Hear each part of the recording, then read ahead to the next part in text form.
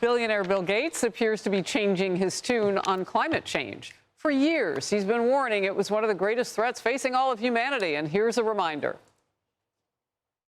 The actual economic and death toll from climate change will be much, much, much greater than what we have with this pandemic. You believe this is the toughest challenge humanity has ever faced? Absolutely.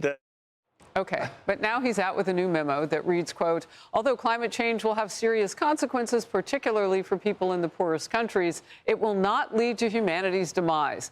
People will be able to live and thrive in most places on Earth for the foreseeable future, end of quote.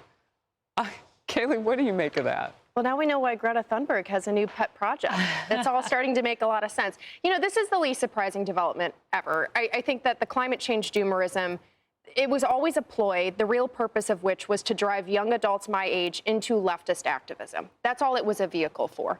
And, you know, what's frustrating about this is Bill Gates is suddenly switching his position, but there's no new science for that, behind that. There's no new data. There's you mean no you new don't evidence. Just take his word for it? No, he's just suddenly switching because the incentives have changed and they're on the side of common sense.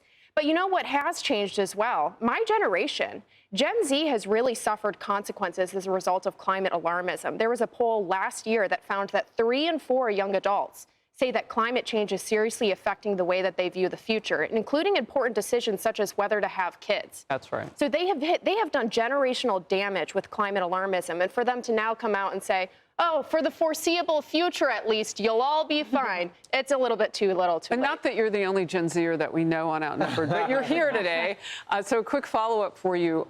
What voice matters in this, then, for the younger generation?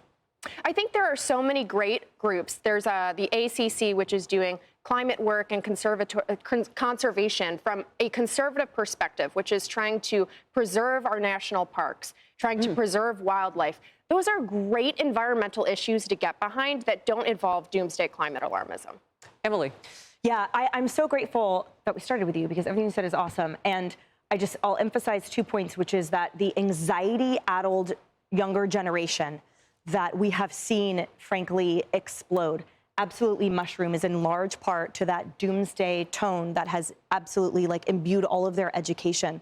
And what hurts me the most is that all of this wasted colossal effort and time and all the things on these children not only have had this negative impact, but also distracted from actual causes that are worthwhile, like conservation, like certain whale pods, like math. Yes, and math. But there are so many important causes on this earth that actually do matter, and things are dying around us. But it's not because of climate change, and it's not because of Bill Gates and some type of sign, right? It's actual science that I think this entire time was obfuscated. And now I wonder this, which is that we see how a lie travels around the world 7 times faster than the truth. And amplifications are always centered on the original lie, not the correction. So I wonder now, despite Bill Gates coming out and saying the obvious, what we've already known, who's going to amplify that? Are these kids are not going to be told differently. And if they are shown that, they'll probably be like, well, who's that old guy, having no idea that he shaped much of it to begin with.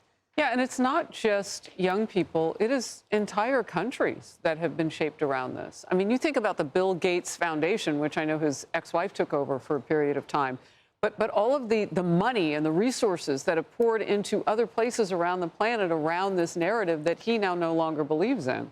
Harris, it was impossible to bring that up in mixed company without people thinking you're a moron or a Neanderthal. How dare you not acknowledge what's happening? Yeah. The ocean's going to overwhelm the land. The earth is over here, has a fever, if I can quote Al Gore.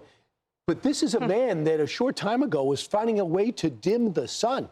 That's how concerned he was. He said, maybe we should just block the sun, I guess with a big black piece of oak tag. I don't know if that went over, but it actually gets worse. Not only does he not think global warming is a problem, he says it's not heat. It is the cold. Surprisingly, excessive cold is far deadlier. Nearly 10 times more people die from the cold than the heat. So, my goodness, I'm not saying he made money off it. I'm not saying he wasn't sincere, but other people have to realize that you've lost your leader and you can question science. But that science is not new. Right.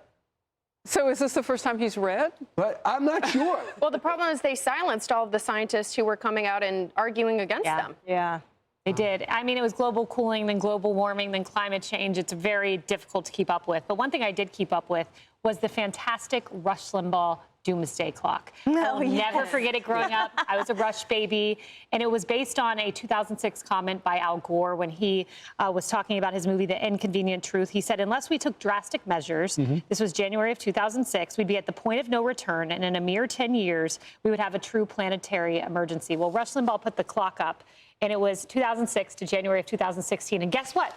I'm still here. Are you here? We're all here. And now we're learning the truth in 2025. So this is just too much. I wish Rush Limbaugh were here to see this. I think it'd be a very proud moment for him. I think he got an He can Oscar see for it. that. He can see it. it. It's got a different seat. Yeah. He's up in heaven.